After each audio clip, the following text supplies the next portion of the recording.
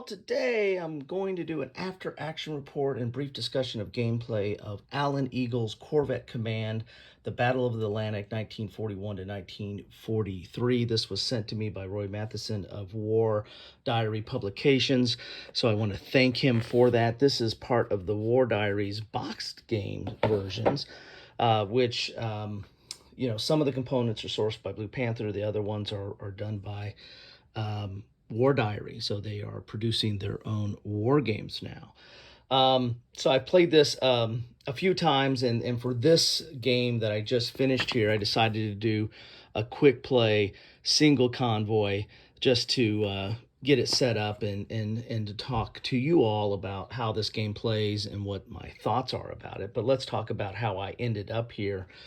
So I ended up with the setup was from St. John's to Liverpool. So I started off at St. John's, and then I had to make my way to Liverpool, and then I drew my central channel for my entry into Liverpool. So I had to go through this central channel here. How did I do? Well, relatively uneventful. When you go into one of these zones, or you start off in the Canadian sector, you go to the air gap, and then you get into the western approach, which is controlled by British. In the Canadian sector and the British sector or western approaches, it's kind of built in the game. You have some semblance of air support. It's the air gap where you don't, and so you've got to deal with this on your own. But when you go into one of these zones, you're going to flip over the counter and see what you encounter. How about that? So relatively uneventful until I got here. Another thing you might note is that I went kind of up, and then over. Based on the slow of the convoy, that does a couple things. One, you can't move diagonal, and number two, you cannot. Each day or each box you go through is it's like 2 days as opposed to a day and a half, and that makes a difference if you're playing this as a campaign game, and you keep track of everything on one of these charts here, your operational records book, where you can keep track of all your different convoys. And to be honest with you, that is really how this game is meant to be played. That is where this game shines, is playing the extended kind of campaign or legacy version of this game, because you build up a narrative. This is kind of falls into the narrative-driven solitaire type war game, in that you're building a story of your crew, and you develop your crew, and your crew can advance in skills and whatnot, and you're developing them over a period of time as they keep traversing the Atlantic back and forth to do these convoys. And as I said, I did this one, which is just a real quick single setup, just to give you guys a view of what this looks like, and potentially a little bit of game discussion. By no means is this a how to play video. I'm still probably messing up some of the rules, especially in the combat sequence, which is a relatively detailed or not necessarily complicated, but it is detailed attack sequence. And here's your flowchart for that. But I'll get to that in a second. Let's talk about how I did, or how this Corvette crew did. We got an event, and when you get an event, you're going to roll on the randoms event table. Now, the one that I got in the box was not was on good paper. Sorry about that. I just got a depth charge. Was on good thick paper, but it was only one-sided, and Roy's going to send me a new one of that. But I went ahead and he emailed me, so I printed it out, so I was able to play this and take a look at the event. So both events, there's 20 different events. I had 2 events. They did certain things. I can't recall what the events were right now off the top of my head, but I got through them. And then eventually, when I moved into this sector in the western approaches, I encountered a sub, and the sub I encountered was a Type 7 sub. And I did very well. I rolled very well on my lookout, so I was able to get some shots off on it before it attacked me. And then it kind of went away, and I was able to keep my lookout and keep a good eye on him. And then eventually you use your ASDIC right down there. There you go. To take the initiative basically and get shots on the U-boat before it gets shots on you. Once it gets close enough, and you'll keep track of the range of it, here. And once you get close enough, you can actually do a depth charges, and you do these in patterns. And I'll talk about that in gameplay a little bit. But I was able to depth charge them as well. So I was able to sink that sub. And if you don't sink it, then there's a chance that it will call in the rest of the wolf pack, and you're going to have more subs that you have to deal with. So that's not automatic. You have to roll for certain things to see if that happens, but it's more likely if it survives than if it doesn't. Imagine that. So anyway, so I got to Liverpool. I started off, I kept track with these dice. I started off with 62,000 tons, and I lost. The U-boat did get sink one of the ships in my convoy. It took out 5,000 tons. So I walked away with 62 minus 5 is 57, which was well over the victory conditions for this. So I had victory. It was less than 5,000. So I had 5,000, so that's less than 20,000, so I got a victory there. So that's how I fared pretty well. The few other times I've kind of messed with this, I didn't fare so well because the U-boats got a hold of me pretty nasty. So, all right, so that's how this ended up. So let's talk a little bit about the gameplay here.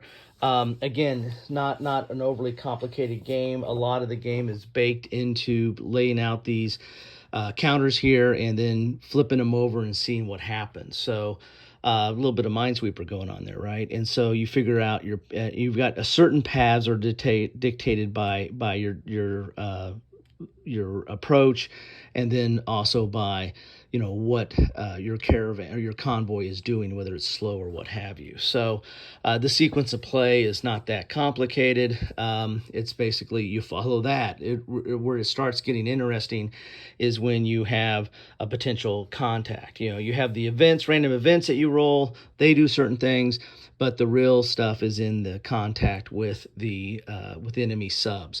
It has this interesting built-in system of checks, kind of your skill checks, and you have different skill checks. You got your 4-inch gun, which I use quite a bit because my lookout got me an advantage, but you get your 4-inch gun, your AA gun, your depth charges, your lookout, your engineer. Engineer is when you have damage to your ship and you got to fix it, and your ASDIC, which I think I have a cheat sheet here. Yes, this was one of the cheat sheets on this, is a sonar system for submarine detection developed during World War I. So there you go. That's what that is. So that helps you locate the submarine before it locates you.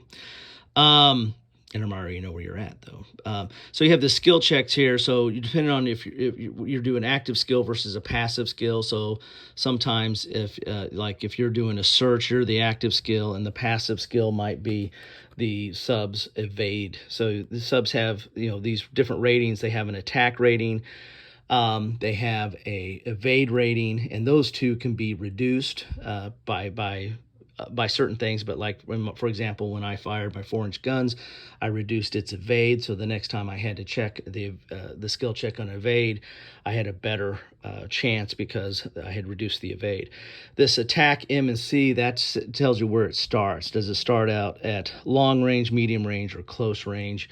And so that's what that is about. All right. And there's a whole procedure of how the U-boat advances and how it attacks. And, you get a chance to find it first. And if you don't, then it gets a chance to attack. Then you get a chance to do something.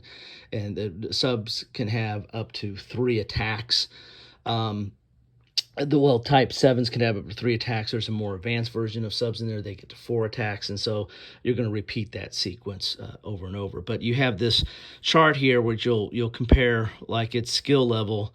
Let's say my lookout was 2 and the evade was 3, I get a 9. Now there's modifiers if it's at night, if it's on the surface, if it's submerged. I mean, there's all kinds of different modifiers. This is a game where you roll a lot of dice and you apply a lot of modifiers. But let's just say if I would had a pure result there of 9 to 3, then I roll on a 20-sided dice. And I will say in this time, I rolled extremely well. I mean, I rolled under 5 like 4 times during this whole thing on these kind of checks, and that was pretty amazing. I was like, really? Anyway, so you roll, and it's still pretty low. 8. This is a good. This 20-sider is a good low roller. So so I roll an 8, so I'd be under the 9. So then I would have detected it, and I would get a chance to fire my guns in that instance there. Now, what is combat? Combat is interesting. Not only is there a procedure about attacks and withdrawing and coming back, but the combat's pretty interesting. If your skill is high enough, you get to roll. A 6-sided with other 6s, and you compare them. So 3 and 3, and you compare however many of these black that match the white. That's how many hits you get. So I'd have 1 hit there. But if your skill is lower, then I can't remember what the comparison is. But if it's lower, then you roll this 10-sided dice. Well, that's kind of hard to match. Match everything with the 10-sided dice. And so like 6, there's no matches, so no hits there. And you'll do the same for submarine patterns as well, but you get to roll 4 dice for that. That's awesome. But like 5, see, no hits there. So so that's interesting combat, this comparison of the dice, or determining which dice you get based on your skill level, depending on your skill levels of the guns and the depth charges down here. Since this was a single mission, there was kind of preset skills. You kind of roll and put what those skills are. But during a mission or during a career, which is that's the primary mode of this, you're going to advance. I think after every 3rd successful convoy or something, you might be able to up your skills or something like that. I didn't get into that too much because I haven't done a full convoy campaign yet. So interesting, and does allow for a lot of narrative. You got a lot of different counters. This is for your damage, because not only the sub will normally go after one of the ships in your convoy, because that's what their mission is. But every once in a while, I mean, it's pretty rare, but it happens, they will go after your ship itself, and so you've got to take damage to that, and that's my when you might need the engineer and the like. So there you have it. That is a very, very, very basic.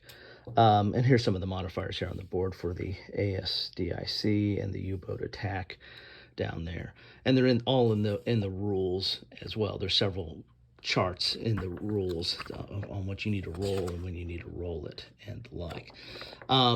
So there you have it. That is Corvette Command, Alan Eagle's Corvette Command, published by War Diary Publications. And so I like it. As I said, playing this real solo scenario, played really quick, and I haven't played it enough, so I was still hunting and pecking through the rules.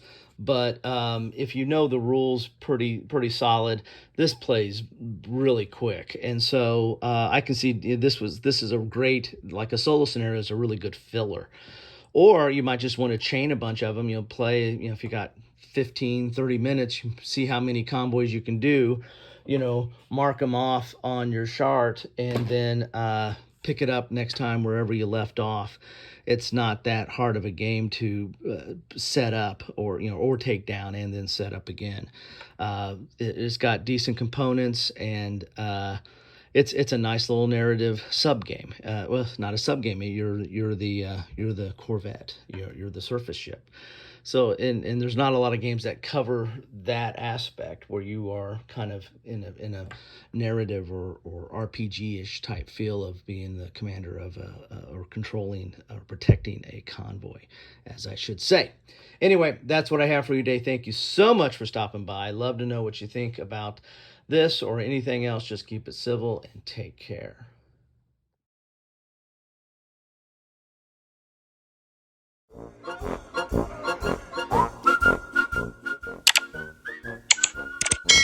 Thanks for watching.